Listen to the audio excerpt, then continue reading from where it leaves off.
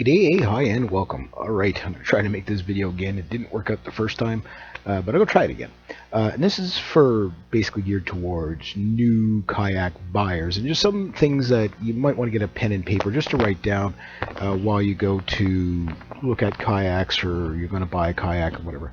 Now, most people are going to buy 2, 3, 4 kayaks before they find the right one because of the way the human condition of buy first, research second. Find out the hard way that you bought what you did. Maybe not necessarily what you don't like, but bought something that you could have been put that money towards something a little bit better. So usually, when you're looking for a kayak, most people start off with like these little recreational kayaks. Like I got here this back in I guess 2003, 2004, my new kayak, and I use this thing a lot. Like I mean, 3 times a week, probably minimum. Mr. Turtle just kind of hanging out there, and it was a great little kayak, but it had a lot of limitations. I did do a couple of expeditions with it, like overnight camping and stuff like that with it. It definitely wasn't meant for that kind of stuff, but I was kind of surprised what I could fit in it to do that. So here's what happens. Rather than tell you what kayak to buy, I'd rather kind of more tell you how to go about buying one so that you can make the best purchase. So at least even if you can't get the exact kayak you want, you can get something that does what you need it to do. So the first thing I would say to look at, and it's going to sound a little strange, but what is your weight? How heavy are you? You probably say, what does that have to do with it? Well, it has a lot to do with a lot, because the load capacity of the kayak tells you how much storage you're going to have. And if you're a light person and you buy a kayak that has a high volume, or let's say you're 120 pounds, 120 pound woman, and you've got a kayak that's has a capacity of 300 pounds. Well, you're going to be paddling around a lot of volume. You'll be blowing around in the wind. You're not going to enjoy it. It's not going to track well. So you're not going to be heavy enough to weigh it down. Whereas, let's say the max capacity of a kayak is like a kid's kayak, and it's like, say, 150 pounds, and you weigh 287. Well, you're going to be taking on water. You know what I mean? So you have to look at that of what is usable. I was looking at one kayak, and the guy at the store said, "I'm not going to sell that to you." And I was like, "Yeah, but it has all the specs, everything I want. Little freeboard. It's a Greenland style kayak. It's 14 feet. It's light. It's just everything about it." I was just like, "Wow!" And of course, rave reviews everywhere. But he goes, "How heavy are you?" I said, "I'm 185 at that time. A lot lighter now because I'm working out and stuff." But he goes, "You're gonna the max capacity on that is 190 pounds. What are you gonna do with that extra 5 pounds?" You know what I mean? So you've got no carrying capacity if you decide to do a day tour or whatever. And you've got, it's going to ride okay because you're going to be lower in the water and you'll track better. But if there's any sort of wind and wave, you're going to be soaked. You know what I mean? Because you've got no freeboard left because you're sinking the boat. You're too fat. You know what I mean? Maybe not too fat, but too heavy. So that weight is a big consideration. How much volume you're going to need. The second one is you always have people that are on two ends of the spectrum. I'm going to get the smallest, cheapest thing I'm going to get, and that'll serve me fine because I don't want to spend a lot of money. Okay, it's not about whether you spend a lot of money. Buying used, you can find a lot of great kayaks used in probably your price range. And then you got the other people. No, if it's not the biggest, most expensive, I don't want it. Because and that's where you usually find when you're searching for used kayaks. They're usually really big 17 footers, like my Inukshuk here. And I've sold both of these kayaks since. This was a great kayak. Don't get me wrong. For what it was basically an expedition. You'd say the buy-in rate as an expedition kayak. But the problem with the big kayaks is you have all that volume. If you don't load them down, you're kind of really paddling around more kayak than you need. So tool to the job really kind of comes in. You're going to probably find the sweet spot for a kayak is somewhere between 13 feet and 15 feet. That's going to be the ones that are going to accelerate the best, handle the best, and just be overall easier to handle. The other thing is, and this is something a lot of people don't consider, is can you lift the darn thing? It's that last 10% that you got to give, putting it in the water and taking it out of the water, that really keeps people from using their kayaks. It's just like this kayak was 63 pounds. Okay, so for me, wasn't too bad because I was in good shape anyway. and I didn't have a vehicle, but I was able to wheel dolly it 1.5 kilometers to my apartment from the river. So, it wasn't a big deal for me. But to portage it from the river and back without that dolly, yeah, that's going to get old really fast. You're just not going to want to fight with it.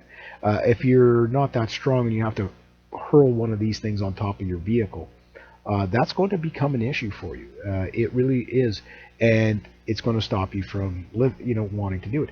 So looking at the weight of the kayak itself is a big thing, and this is where the high volume kayaks like this, they're really appealing at first, but even if they're a great kayak like this one was, you might find that it doesn't.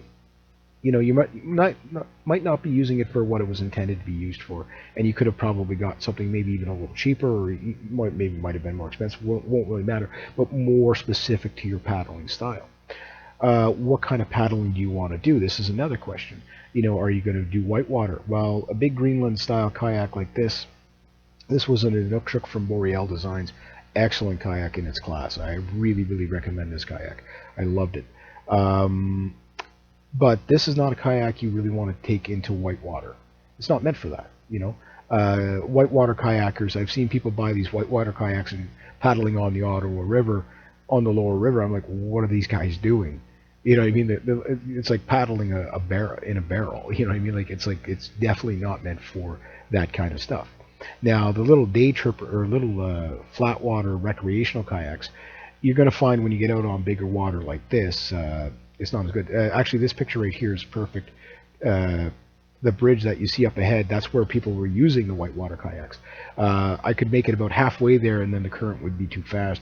It's the Champlain Rapids or whatever. It was excellent for whitewater kayaks because you could do all the tricks in the surf and the waves, and it actually hold you. You could actually use a surfboard there. Just way the backwater, it would backwater was really cool. But it required tools to the job. So a recreational kayak is usually great on the beach. It's great on small ponds, creeks, stuff like that. You could turn them, whatever, and you're in a more sheltered area. It's not so bad.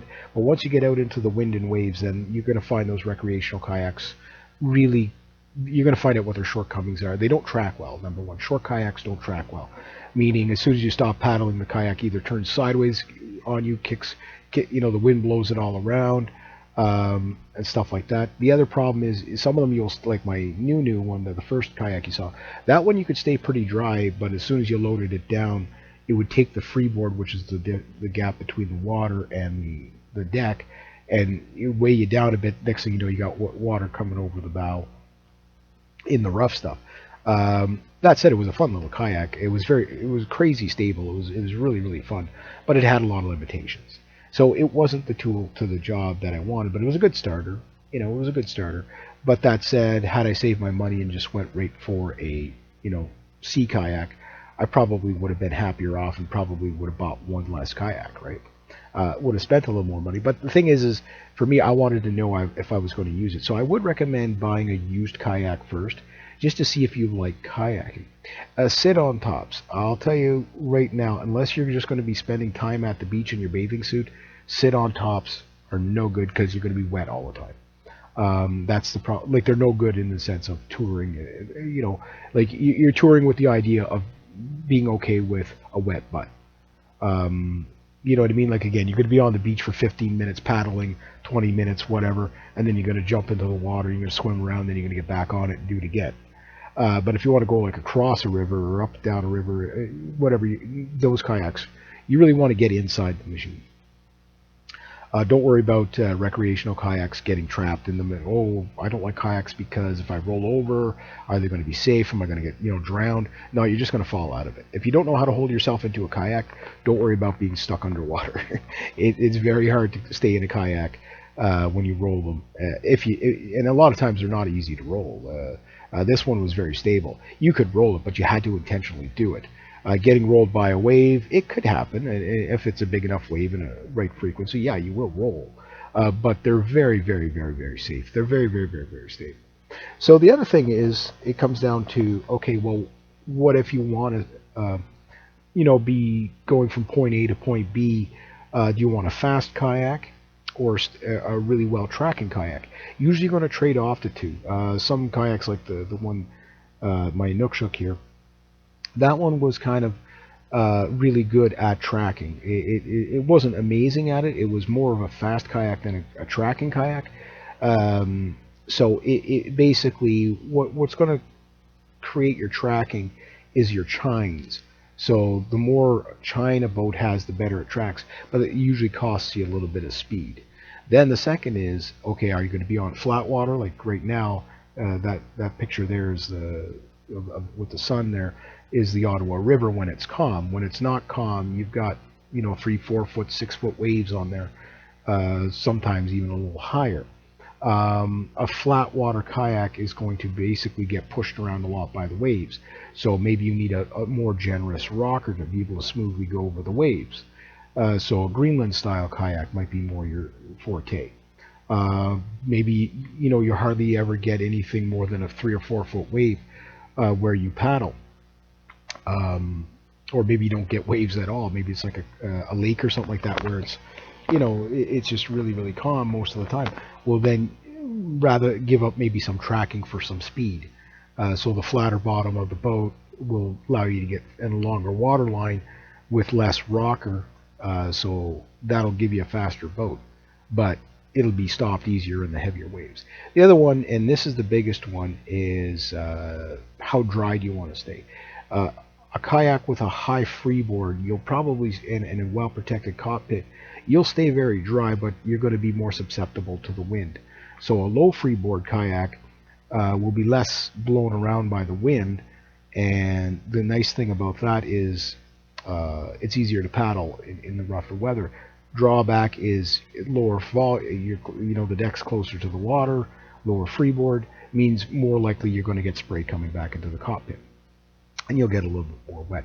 But it's usually got to get pretty rough before that happens. But these are things to consider. So the thing I would look at, regardless of, are you going to be a sportsman? Are you going to do whitewater? Are you going to just do day tours? Are you going to do, like expeditions? I'll tell you right now, 99% of the people buy the wrong kayak when they buy their first sea kayak, because they want the biggest, longest 17-footer, and they usually end up selling them off after a while because they don't use it for what it was intended for. Those kayaks are meant to be loaded down, and you'd be surprised what you could load into these sea kayaks. My Inukshuk, I was able to put my SG electric guitar in the darn thing. It's like, I swear to God, I went around the apartment one day because I had it stored in my apartment, just putting stuff in it, just to see what I could fit in there. I had my sleeping bag, my blankets, my pillows, a whole bunch of almost all my dishes, tons of food. It's like, it's an expedition kayak. You could literally pack a month to probably 2 months worth of stuff in there if you were really clever. It's incredible what you could put in these things. So that's what kind of made me realize that I had too much volume. The kayak tracked well. It performed great in the waves. You were dry all the time, but it was just, if you didn't load it down, you were always paddling around that extra volume you didn't need to. Although it was a fairly, that wasn't a big deal with it, but it was just like, well, I'd probably be better off with a lighter, more sleeker, faster day tripping kayak, which would still give you weekend camping abilities and stuff like that. But let's face it, 99% of the people are not going to use their kayaks for that reason. They're just going to go out for a couple hours and come back. Other people will. That's why some people have multiple different kayaks. Here's my touring kayak, here's my surf playing kayak, and here's my just day tripper. So the other thing I would recommend, and this one's really important, is to go to, if you can find a place that does it, kayak demo nights. Most stores will do this somewhere if you're near water at all, to sell kayaks. And you go to the kayak demo night, trust me, that's going to clear up more questions than anything. The first thing you're going to realize, especially if you're a low-skilled paddler, meaning you haven't done it before, you'll catch on really quick. But it's like, okay, well, 15 seconds off the beach with this kayak, you just don't like it. Now, if you never got to try it and you bought it based on look or whatever, I'll be honest with you, my first kayak, I bought it because it was a cute little kayak in my price range. It was blue and it said Nunu on it. I was like, okay, that's good enough. But for the same money, I probably could have gotten a used sea kayak and been much happier with it. You know what I mean? But even at that, what I would do is once I started going to the demo nights, that's when I learned a lot more about the kayaks. You just jump in them, you go out for 5 minutes, whatever, you get out of that one, you jump in another one, somebody else goes out, in the next one. And I probably tried like 100 different kayaks.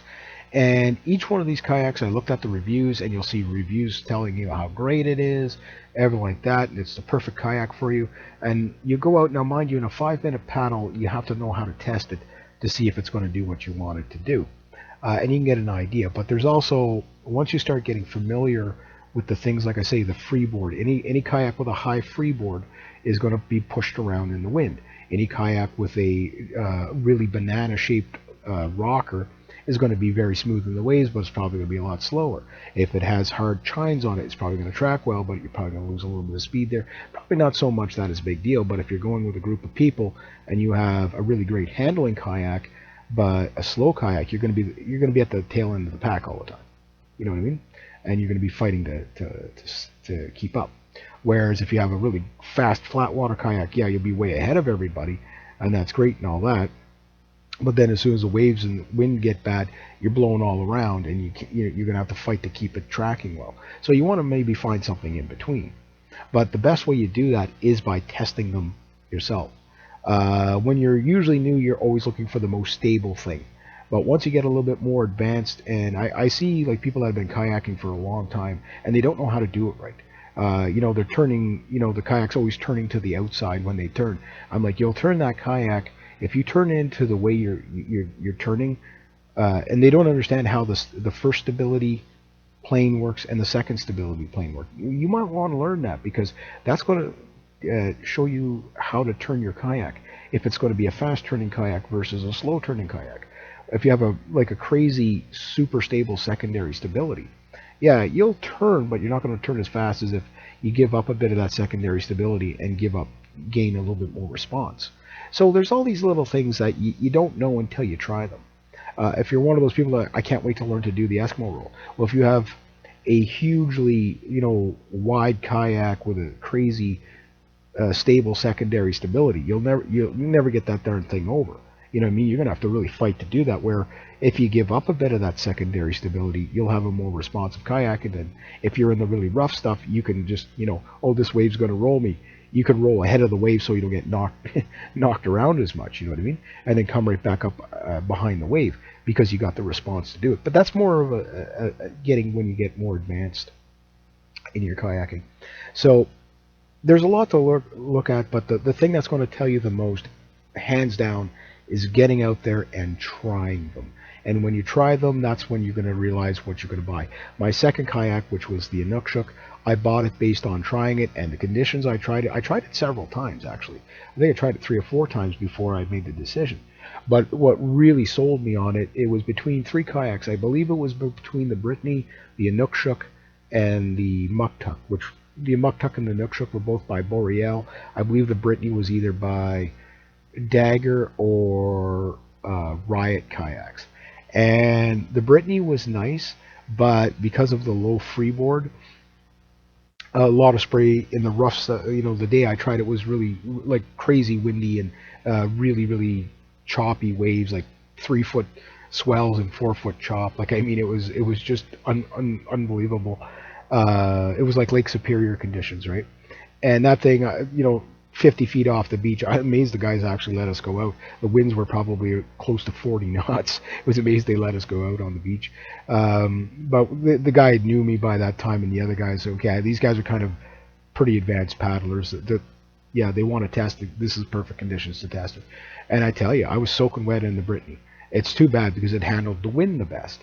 And the wind is the biggest thing that's going to really slow you down on a kayak. Wind is your enemy. You can deal with waves, you can deal with current, but wind is really, current to a point, and waves to a point, but in general, the wind is the thing that's going to slow you down the most. It's the thing that's going to tire you out the most. It's the thing that's going to throw you off course the most.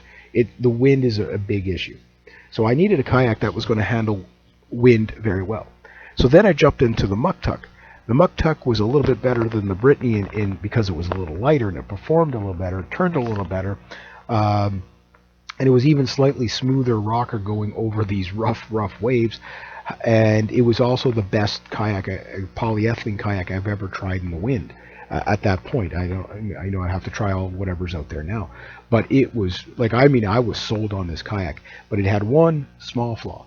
The low freeboard of the kayak, meaning the gap between the water and the deck, was just low enough that in the really rough stuff, you were getting a bit of spray coming. Well, in this case, there was quite a bit of. It wasn't spray. It was, the bow was getting overtaken by the waves, and it was like when I got to the beach, I had to bail out the kayak. And again, this is a 16-foot 5 kayak, mind you, in 4-foot chop, 3-foot waves. I mean, it was very, very rough stuff. It was very hard to turn that kayak without flipping. Like getting rolled, so to speak. But I knew how to do it, so it wasn't. But it was, you could play in it. Like, I mean, if you had the skirt on it, that would be the ultimate kayak for polyethylene kayaks, in my opinion. But you might try it and not like it at all. Then I jumped into the Inukshuk. And it was the same as the one I got, except for it was in orange. And I jumped into it, and it was more of a Greenland style. The bow's more pronounced. It comes up. Well, that thing had a harder rocker on it, so when it hit the front of the wave, it would pop the bow up over the wave a bit. Made it a little bit rougher of a ride, but it was smooth enough because it was a longer water line. But it would pop over the wave would break around the bow and completely dissipate. And in 3-foot waves, 4-foot chop, like, I mean, the sequence of the waves were 4 feet behind each other, 3 feet. It looked really weird. It was just, it was like trenches of waves. It was the most bizarre thing. I was dry as a bone. Here I am going out, and I was out there 15, 20 minutes in this kayak, and I was able to, like, turn the kayak well enough. Although it was the least maneuverable of the three, it's like, out of 100 kayaks, this was the kayak that really, okay, this thing is, if you get stuck in the bad weather in a touring kayak, expedition kayak, this is the polyethylene kayak you want. For me, okay, your mileage might vary. But at the time, I was a lot heavier, whatever. And I mean, I can't remember. The thing's probably 260, 250, 300 pounds that you can carry with it. But on the calm days, it was just, I had all this volume to so that was the only thing I didn't like about it, was that, I loved everything about it. It tracked well, it was fast enough, it was, the trade between speed and tracking was just, it was nice. But on the flat water, it was pretty good. It was pretty fast. This thing would go pretty well. But it was just, it was a touring kayak, and I didn't need that much kayak. People will tell you, well, the longer the water line, the faster you're going to go. Not necessarily. It really, all those other things are going to play in. The chine, the rocker, those two things are going to tell you how it's going to ride. The freeboard's going to tell you how it's going to do in the wind. And also with a low freeboard, sometimes what happens is you take on more water. So, these things come in, all into play, and you really have to try them, see if you like it. Other kayaks, one kayak that really impressed me in about the 14-foot category, although it was really heavy for what it was, which was too bad, was the Old Town Cayuga. That thing, I thought, handled so well for what it was. It was such a nimble little kayak. Some of the classics like the Dagger, Charleston, and stuff like that. Nice kayak. Riot made some nice kayaks. Again, I tried about 100 of them. The Old Town kayaks were really nicely built, easy to get in and out of, but they were so bulky, you know what I mean? But they were a nice ride. And then fiberglass kayaks, I'll keep fiberglass kayaks to a different degree, because most beginners are not going to start off with a fiberglass kayak. That's for somebody who's unless you get a really great deal on a used one. But even at that, it's it's a total different animal altogether. Although if that's like, there's a reason why people go to fiberglass. It is pretty nice. I got to try a few of them, not as many as I'd like, but it's the crappiest of performance-wise. Usually the crappiest of fiberglass outperforms some of the best of the polyethylenes. Or the plastic kayaks. The thing about the plastic kayaks is the durability beat, but they're not really that much more durable. You can haul a plastic kayak probably just as easy as a fiberglass one. It just might be slightly easier to haul a fiberglass one. But anyway, the weight difference is a big thing. So that's just some tips to look for. I didn't want to go this long on the video because it's hard to keep these discussions really short when there's a lot to consider. But the best thing that's going to sell you on a kayak or keep you away from it is basically go out to whatever retailer it is, see if they have a kayak demo night, find out where it is, jump in everyone, even the ones that it's like, here's a big problem that a lot of people do. It's like, well, I know I want that one until you get into it. I mean, because I was the same. It was like, oh, that, no, I know that's going to be, all the specs are exactly what I want. You get into it, it's like, oh, this thing's really not comfortable at all. I mean, there you go, comfort. I mean, my Inukshuk, you could sit in it all day and you were comfortable. That first kayak, that little Nunu, that thing after about 45 minutes, your butt was burning, your shoulders were burning. You know what I mean? It really wasn't that comfortable. It didn't have a great seat. And whatever. So, these things play in. And I can tell you, if you can get a chance, doesn't matter what make and model it is, jump into it, you can compare it, and then you get a better idea of what kind of paddling you're going to do. This is why I say like the sweet spot between like 13 feet and 15 feet is going to be probably more usable to most paddlers. And don't worry about volume of packing, day touring and stuff like that. 9 times out of 10, they carry more than enough storage. 9 times out of 10, or probably I'd say more like 99 times out of 1,000, you're probably not going to carry more than a bottle of water and a lunch bag with you. So you're always going to be paddling an empty kayak, other than yourself and little things like that. Sometimes you might bring some camera equipment and stuff like that. Obviously, I did. But you're not going to be loading it up with 75 pounds of gear, stuff like that most of the time. Some people will, and those people, this discussion is not really for them because they already know what they're going to use, right? But the idea behind this is to save you from buying 5 kayaks. Go out there, do your research, take a little more time, even rent a few if you can. That's the best. And I've seen a lot of people do that, where they'll rent a kayak for like a week of a brand or whatever. It might be like $30-$60 or $100 to rent it for the week. Oh, that's $100 I don't want to waste. But then you're not stuck with something you don't want. And you really would know at the end of the day whether you want that kayak or not. But a lot of times, 10 minutes off the beach with one, 5 minutes off the beach with one, if you know how to test it, you'll be like, okay, well, this thing is easy to get in and out of. It's comfortable. I could see myself, wow, it responds well. And then you go to pick it up, oh my God, it's too heavy. You know what I mean? If I have to throw this on top of the car or portage it, these are things you're gonna find out very, very quickly. So anyway, this is just kind of a icebreaker of getting into kayaking. Although I don't have my kayaks anymore, I do have some canoes left. I will be using them, not right now because we're in the early stages of February. It's February 5th after making of this video in Canada here, so obviously there'll be no kayaking anytime soon. Will I get another kayak again? I probably will, and stuff like that, and go to some kayak demo nights and stuff like that. If I can get some video footage of that, that'd be great. And see what's out there now, and how much the technology has come along. And I mean, a lot of these plastic kayaks are getting lighter, which is good. They're coming up with better materials. But that said, don't overlook the used market. But sometimes, just because it's a great deal, like some of these older kayaks, sure, there's lots of life left in them and stuff like that. But a lot of times they don't handle well. They're not comfortable. And you call somebody up, oh, hey, can I try your kayak before I buy it? You're going to probably get a big fat no. Most of the time, most people, no, you either buy it or don't. You know what I mean?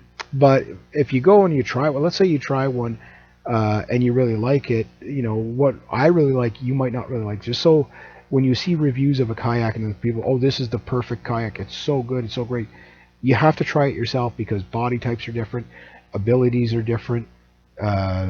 The values you might prioritize in a kayak might be different than somebody else. Some people might want a more agile kayak than a more stable one. Beginners tend to like the stable ones, but after a while, I'd be like, geez, this thing just doesn't turn. You know what I mean? I wish it turned a bit more as your abilities get better, and it doesn't take long before you get to that point too. I'm talking maybe you're out there paddling. Let's say you go out an hour at a time. After about 10 paddles, you're going to find out whether you want to keep that kayak or not. After you spend about 10 hours in a kayak. Now, my Inukshuk, why did I sell it? Well, I wasn't using it as much when I moved up here. because I didn't have the vehicle when I first moved up here, back home in Danford Lake here. But I have access to some pretty fantastic water up here. That said, when I was living in Ottawa, how often did I use my Inukshuk? Too many times to count. 3 days a week, 4 days a week, whatever it was. I lived, like literally, probably with the little buggy on it. I was able to walk this thing from my apartment to the Ottawa River probably under 2.5, 3 minutes. And load it up maybe 5, whatever. But I used to just, throw it, just get in it and away it'd go, and I'd paddle all over the place, and it was great. I loved it, and yeah, it was really good. It was really good, and stuff like that. I would probably still have it today if I would have probably went with the muck tuck. I probably would have still kept the muck tuck, because the muck tuck I think was probably the better choice. But because the Inukshuk, for the me thinking in terms of expedition, which I only went on, technically you could say, 2 major camping expeditions, weekend long expeditions. Well, not major, obviously, if it's only a weekend long, but with the Inukshuk.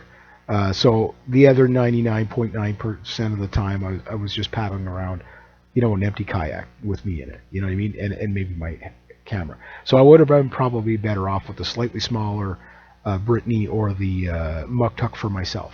But if you do get a chance to try Boreal muck tuck, try it and compare it to other things. I was really impressed with it. But you might get into it and not like it at all. But I just found it was a nice, balanced, well-balanced kayak in terms of speed, handling, whatever. Maybe for the beginners, they might find it a little bit more twitchy.